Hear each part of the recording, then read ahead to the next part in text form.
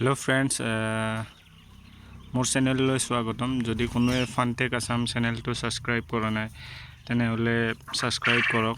तो आज आमी एटा विषयर ऊपर आलोचना करिम जेतु हल आमार अসমत बहुत चर्चा चलि आछे एतिया। एतु होइसे आपनार बता चराई पालन बा आपनार कोइल बार्ड जेतु घरुवा पद्धतित पालन करा হয়।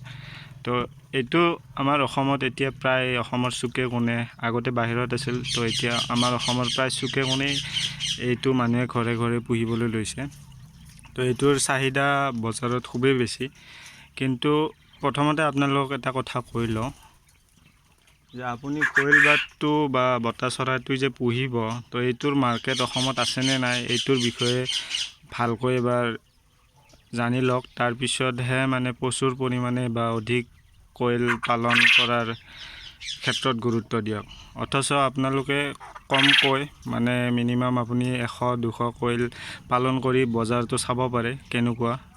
যদি ভাল হয় তেনেহলে বিজনেছটো ষ্টাৰ্ট কৰক। এনে আপুনি 1000-1200 বা তাতকৈ অধিক পৰিমাণৰ কোইল পাখি পুহি বা কোইল বাৰ্ড পুহি আপোনালোকে মাৰ্কেট পাবনে নাই তো সেইটোৰ বিষয়ে চিন্তা কৰিব লাগে।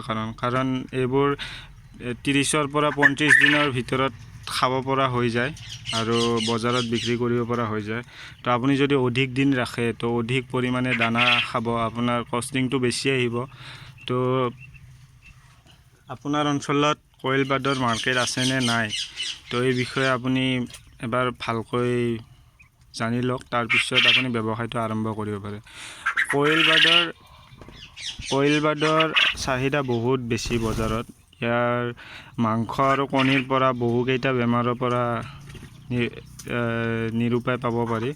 তো আপুনি যদি বিশেষ নাজানে তেনেহলে কোইল বাৰ্ডৰ বিষয়ে আপুনি গুগলত সাৰ্চ কৰি চাব পাৰে।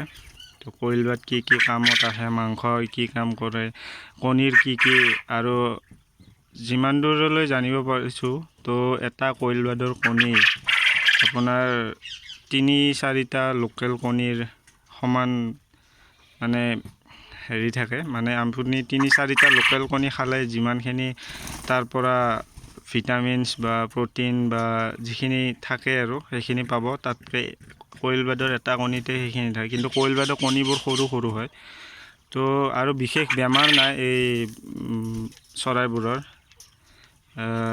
আপুনি জন্মৰ পৰা 20 দিনমানৰ ভিতৰত আপুনি 20 দিনলৈকে বৰ্ডিং কৰিব লাগে। মানে ইহঁতৰ তাপটো নিয়ন্ত্ৰণ কৰি ৰাখিব লাগে, দেহৰ তাপটো।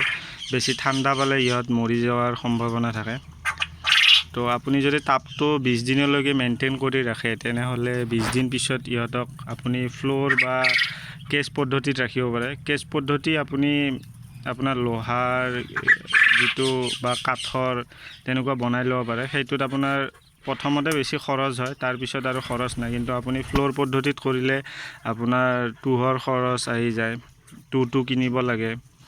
তাৰ উপৰিও আপোনাৰ পানীটো বেছি চেঞ্জ কৰি থাকিব লাগে, কাৰণ ইহঁতে পানীবিলাক লেতেৰা কৰে। তো ইয়াতে দেখিবই পাইছে আপোনালোকে ইয়াতে পানীবিলাক অলপ লেতেৰা কৰিছে।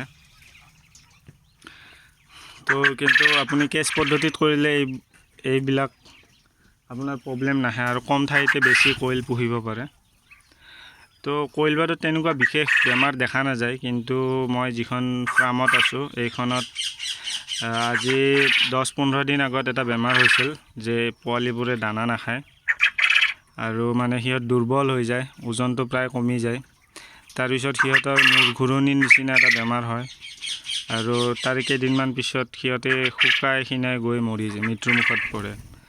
তো আৰু যিখিনি মেডিচিন ইউজ কৰিব লাগে সেইখিনি আমাৰ এটা বহুত ইউটিউব চেনেল আছে, তাতে ভালদৰে কোৱা আছে।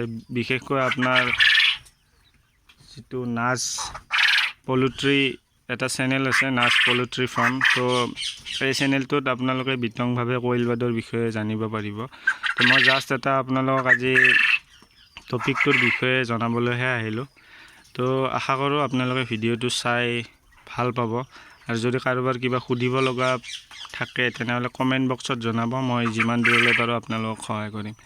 তো ভিডিঅ'টো চোৱাৰ বাবে ধন্যবাদ। Thank U.